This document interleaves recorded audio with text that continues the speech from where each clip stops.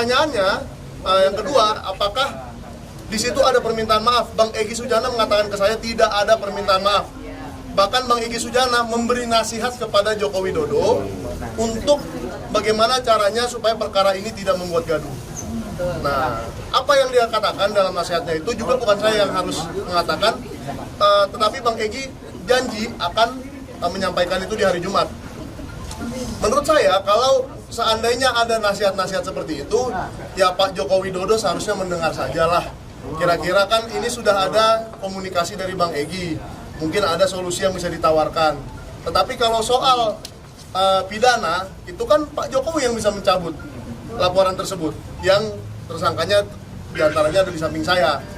Nah, mungkin kalau saya mengartikan Bang Egy Sujana itu menasihati soal itu, bagaimana misalnya mencabut perkara atau apa. Kalau soal satu lagi, ada yang laporan dia di Desember di TPUA, dan dia sebagai perwakilan TPUA di Desember 2024 melaporkan ke Barreskrim soal ijazah palsu. Nah, mungkin dia juga memberikan solusi untuk menyelesaikan perkara yang itu.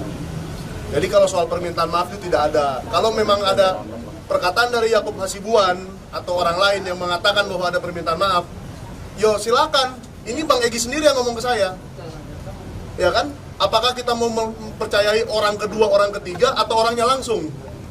Ya kan? Dan Bang Egy Sujana juga nggak ada mengklarifikasi bahwa dia, oh iya sebenarnya saya minta maaf loh. Tidak ada sampai hari ini. Jadi omongan saya itu benar, bahwa melalui telepon meskipun tidak bertemu langsung, tapi itu langsung.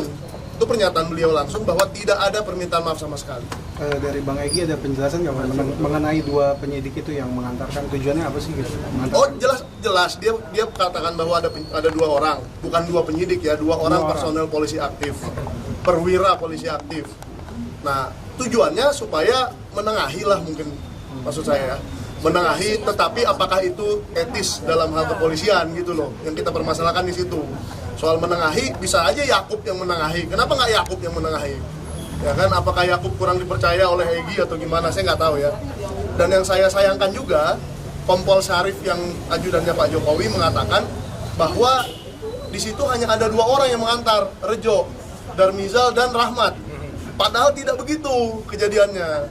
Jadi ada dua lagi personil polisi aktif. Kenapa harus berbohong gitu loh? Ya Pak Syarif ini kenapa harus berbohong? Tolonglah Pak Syarif diperjelas.